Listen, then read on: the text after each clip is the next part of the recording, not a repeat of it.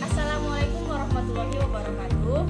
Baiklah, di sini kami dari kelompok 2 akan mempresentasikan hasil dari diskusi kami, di mana materi yang akan kami bahas kali ini yaitu tentang audit pemasaran.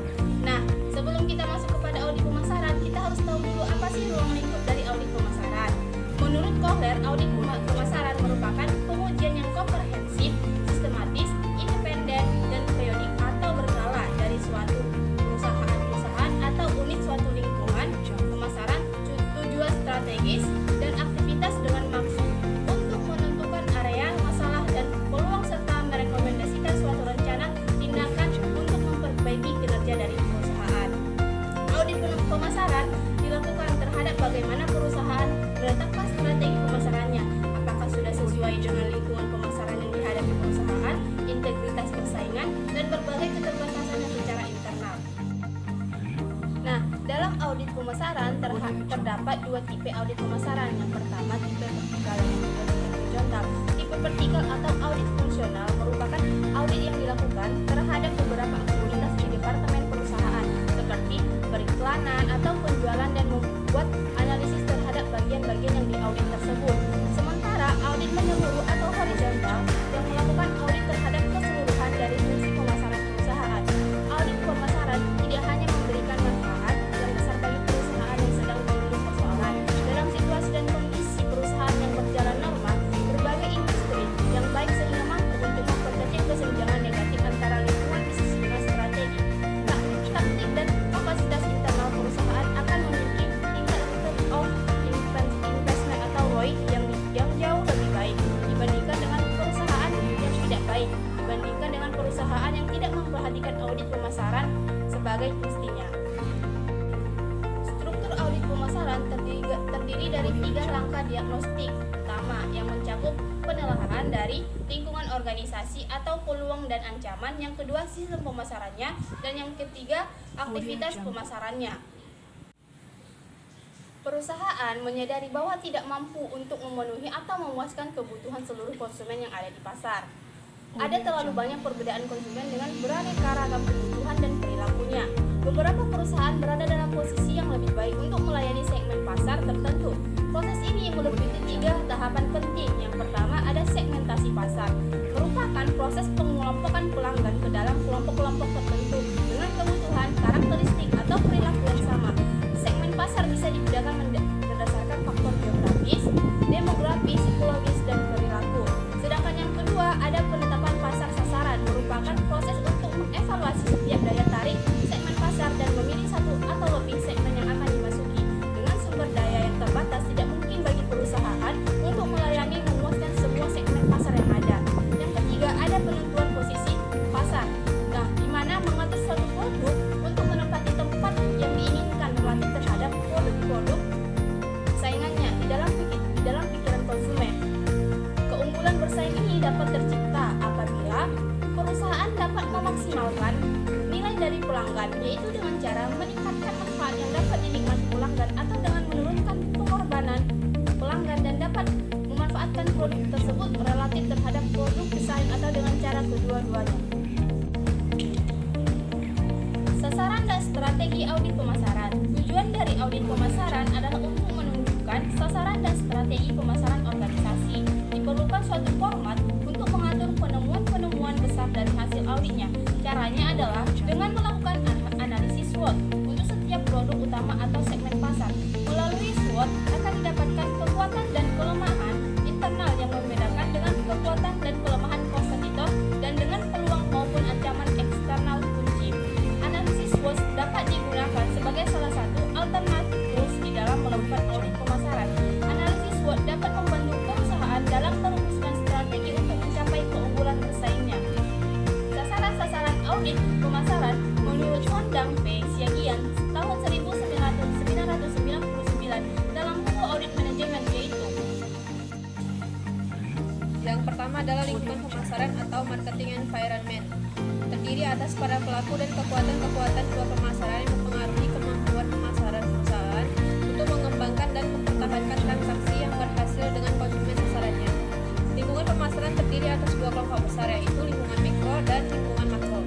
Lingkungan mikro adalah terdiri atas kekuatan-kekuatan di sekitar perusahaan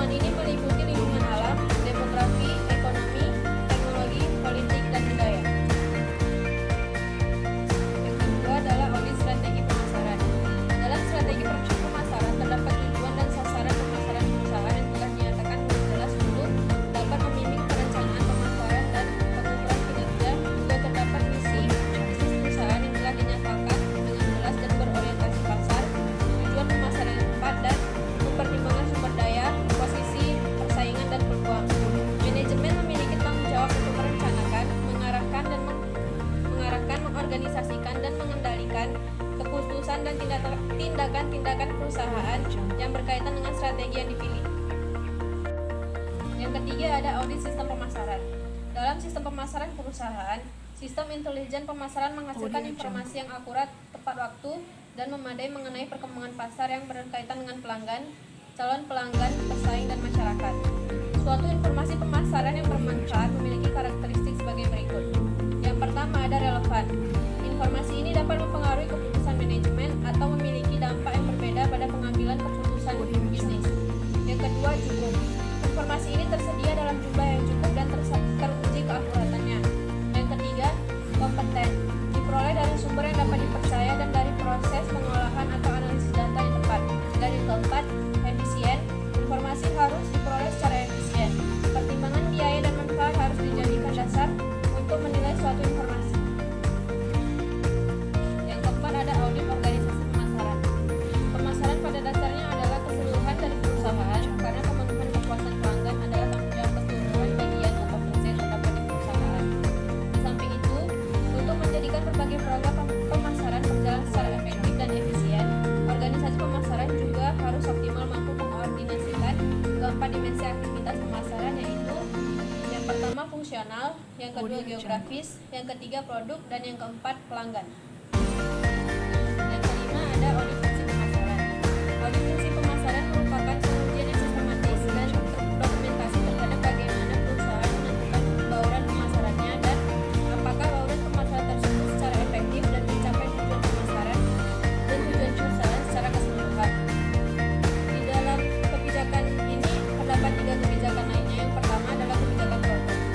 Pada fungsi pemasaran, perusahaan menyatakan secara tegas ini produknya, yaitu melalui analisis order yang ada berupa tender atau non-tender yang saat ini untuk mencapai tujuan dalam memuaskan kebutuhan pasar dan kontribusinya pada laba perusahaan.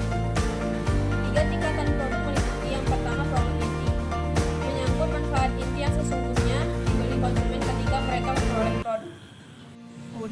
Yang pertama adalah produk inti, menyangkut manfaat inti yang sesungguhnya dibeli konsumen ketika mereka memperoleh produk. Misalnya, ketika mahasiswa membeli buku, bukan sekedar membeli materi kuliah, tetapi lebih daripada itu, mereka membeli ilmu pengetahuan yang dijanjikan oleh buku tersebut. Yang kedua, produk aktual, meliputi komponen model, tampilan, nama, merek, pengemasan, dan ciri-ciri produk lainnya yang berkombinasi untuk memberikan manfaat produk ini. Dan yang terakhir, produk tambahan, meliputi pelayanan dan manfaat tambahan yang diperoleh konsumen yang dibangun di sekeliling produk ini, yang di sekeliling produk inti dan produk aktual. Yang kedua ada kebijakan harga. Dalam hal penetapan harga, perusahaan memiliki tujuan, kebijakan, strategi, dan prosedur penetapan harga yang dinyatakan secara tegas untuk pencapaian tujuan pemasaran perusahaan. Harga adalah uang dibebankan untuk sebuah barang atau jasa atau jumlah nilai yang konsumen mempertukarkan untuk mendapatkan manfaat dari memiliki atau memanfaatkan suatu barang atau jasa. Terdapat 2 faktor yang mempengaruhi strategi harga yang ditetapkan perusahaan, yaitu faktor internal yang terdiri atas yang pertama tujuan pemasaran, yang kedua strategi bauran pemasaran, yang ketiga biaya, dan yang keempat pertimbangan organisasional. Faktor lain atau eksternal meliputi yang pertama sifat dan permintaan pasar, yang kedua persaingan, dan yang ketiga faktor lingkungan lainnya. Yang terakhir ada kebijakan saluran distribusi. Perusahaan memiliki tujuan dan strategi distribusi yang dinyatakan secara tegas dan dapat disosialisasikan secara memadai dan dijadikan pedoman dalam mengambil keputusan distribusi. Saluran distribusi merupakan jaringan organisasi yang menghubungkan produsen dengan pengguna atau konsumen akhir. Penggunaan perantara dalam pemasaran atau saluran distribusi sebagian besar disebabkan adanya keunggulan efisiensi dalam membuat barang tersedia dan mudah diperoleh di pasar dalam jumlah dan waktu yang tepat. Selanjutnya ada pentingnya audit pemasaran. Arti pentingnya pelaksanaan audit pemasaran bagi suatu perusahaan akan semakin dirasakan oleh suatu perusahaan ketika mereka memahami sejumlah manfaat yang akan dipetik dengan melaksanakan dengan baik. Karena dengan melakukan audit pemasaran dengan baik dan benar, maka akan memberikan banyak sekali manfaat, seperti yang pertama yaitu memberikan suatu evaluasi yang independen dan tidak bias terhadap program-program pemasaran, termasuk strategi, penawaran, dan kreativitas suatu perusahaan. Yang kedua yaitu dapat mengidentifikasi area-area yang dibutuhkan dalam meningkatkan dan menghasilkan saran-saran dan ide-ide yang spesifik serta bagaimana memperbaikinya. Yang ketiga yaitu identifikasi tersebut termasuk beberapa cara atau several ways untuk memperbaiki respon pemasaran. Yang keempat yaitu memberikan sebuah perusahaan ide-ide baru yang segar, teknik-teknik dan new direction pada masa mendatang. Yang kelima yaitu membantu perusahaan secara periodik dalam menganalisis upaya pemasaran, mengkrit serta merevisi pendekatan pemasaran untuk mendapatkan hasil yang lebih baik. Selanjutnya, selain bertujuan untuk meningkatkan peranan perencanaan dan pengendalian pemasaran, audit pemasaran juga memberikan manfaat sebagai berikut. Yang pertama yaitu mengidentifikasi tujuan, kebijakan, sasaran, peraturan, prosedur, dan struktur organisasi yang belum ditentukan sebelumnya. Yang kedua yaitu mengidentifikasi kriteria pengukuran pencapaian, tujuan organisasi, dan penilaian prestasi pemasaran. Yang ketiga yaitu secara independen dan objektif menilai prestasi individual dan kegiatan unit organisasi tertentu. Yang keempat yaitu menentukan apakah organisasi mematuhi tujuan, kebijakan, sasaran, peraturan, prosedur, dan struktur organisasi yang telah ditentukan sebelumnya. Yang kelima yaitu menentukan efisiensi, efektivitas, ekonomistis, sistem perencanaan dan pengendalian pemasaran. Baik, selanjutnya ada contoh kasus. Audit pemasaran rumah makan Indonesia Kita Rame-Rame. Rumah makan Indonesia Kita Rame-Rame merupakan sebuah rumah makan yang berlokasi di Jakarta. Rumah makan ini menyajikan masakan khas Indonesia. Menu yang paling banyak disukai oleh para pengunjung adalah gado-gado, soto Betawi, dan gudeg Jogja. Dalam 5 tahun terakhir, penjualan dan laba rumah makan ini memang mengalami peningkatan. Tapi peningkatan ini sangat tergantung kepada ketiga masakan tersebut.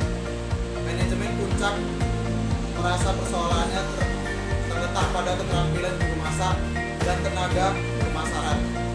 Menurutnya, kedua bagian ini tidak dapat berinovasi dan tidak cukup mampu untuk memperbaiki keadaan. Manajemen Puncak merencanakan untuk menyewa pelatih juru masak dan tenaga pemasaran masing-masing untuk melatih mereka dalam teknik memasak dan pemasaran. Akan tetapi, sebelum melaksanakan rencana tersebut, manajemen memutuskan untuk menyewa konsultan pemasaran untuk melakukan audit pemasaran.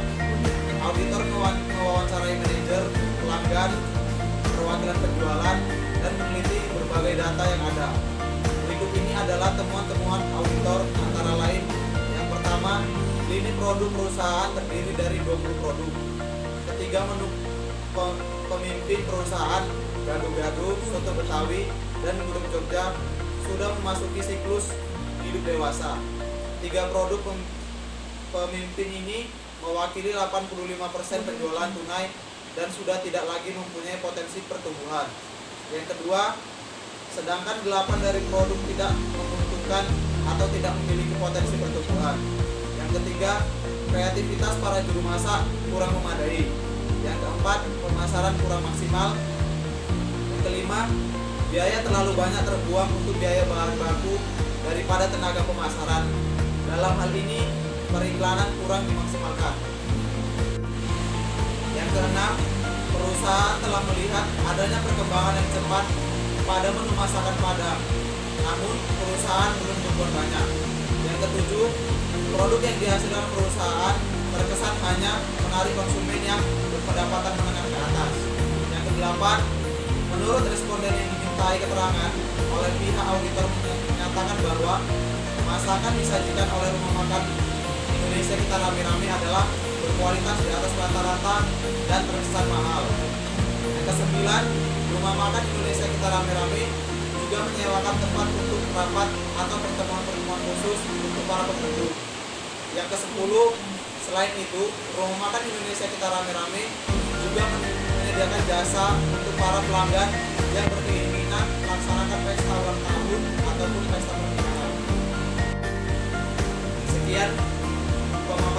dari kami. Semoga dapat bermanfaat.